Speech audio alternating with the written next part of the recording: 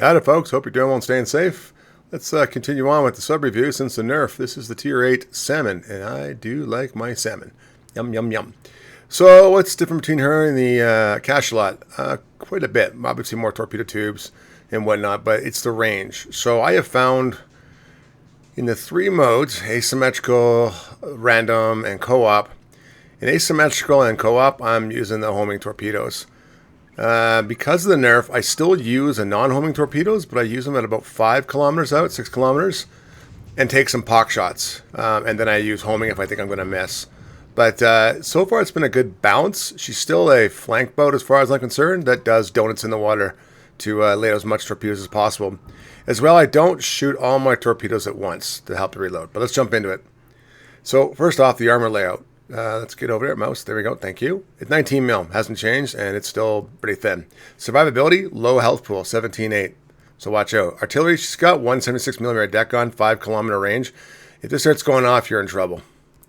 Sonar, she's got 2 types of pings, 7.5 seconds apart. The first one will last 25 seconds. Second one, 55 seconds on the hull. Torpedo, she's got 2 types. But you know what? I'm going to get into that when we get equipment. I'll show you more detail. Dive capacity, 230 seconds underwater. 2 minutes, 30 seconds, sorry. And she recharges at 1.32. So she's got extra 0.32 quicker per second, which is great. On the speed in the surface, 34 knots. Good rudder shift time at 3.5 underwater, 16.8 knots. Good rudder shift time at 2.9. And diving meters right now, no, that's just half accurate. 6 kilometer range and 2.1 at periscope depth for being spotted and whatnot.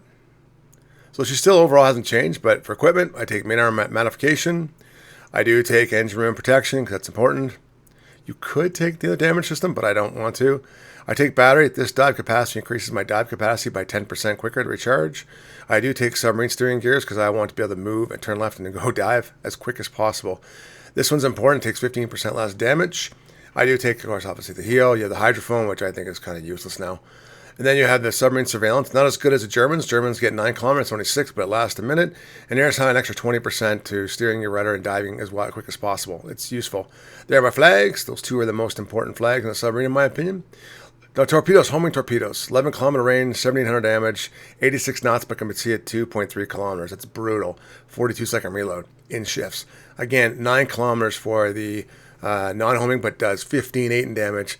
And same speed, but 1.6 kilometers. So you can still kind of shotgun them, in my opinion. Captain skills, I do take liquidator plus 30% damage for causing a flood. I do take helmsman because when I get spotted, I like to get down, especially with the actual consumables, quick as possible. Priority target because I want to see how many people are targeting me after my stupidity and getting detected. Preventive maintenance, that's important. I do take torpedo crew because, hey, it's a 15% reduction while you're spotted and getting your torpedoes loaded. Don't forget, they don't all load at once. So this has been helpful sometimes. I do take watchful. It's a great skill. I think it's the most important one on the ability for the submarine. It really does help. I do take consumable specialist because I want my consumables to come back up 15% quicker. That's important to me. I take adrenaline rush. You guys always know that. And yeah, I do take Torpedo Aiming Master. This really does help when you get a double ping, especially it's an extra 15% damage. So I think it's kind of good. And I've been pinging more against bots than people. Well, give or take. So she's still a flank boat. You still keep doing donuts, keep dropping torpedoes. You notice I'm not launching all 6 up front. And this is this asymmetrical? I think this is asymmetrical. No, it's co-op, sorry. So asymmetrical co-op, I will mostly use the homing torpedoes. I'm getting decent games in the 80, 90,000 range, 100 and come on. At tier 8, that's not bad. You know, these games are kind of over quickly. But overall, I would say that's what I would do. She's still a flanking boat. I still use the non-homing torpedoes to charge cruisers and to charge destroyers and whatnot.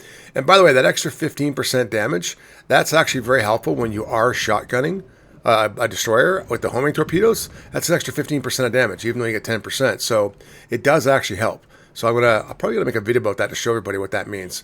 In fact, I will do that this week. But overall, she hasn't really lost much. I still like subs. You still play her the same way.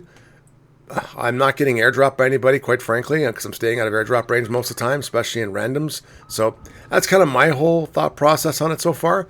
Just stay out of airdrop range, stay away from Japanese and Italian cruisers like the plague, and you'll kind of be fine. In and random, depending how good you think the team is, I do actually use the homing torpedoes now because what the hell. So, makes sense to me. Sorry, what the heck. Didn't mean to swear. Anyway, if you could do me a favor, hit that like button and subscribe to the channel. I think we're past 41,000 subscribers now. This is blowing my mind, so thank you very much. I want to keep this going. But as always, take care, stay safe. Let me know if you're doing subs, because some people like them and some people hate them. So, but always take care, stay safe, and, well, bye for now.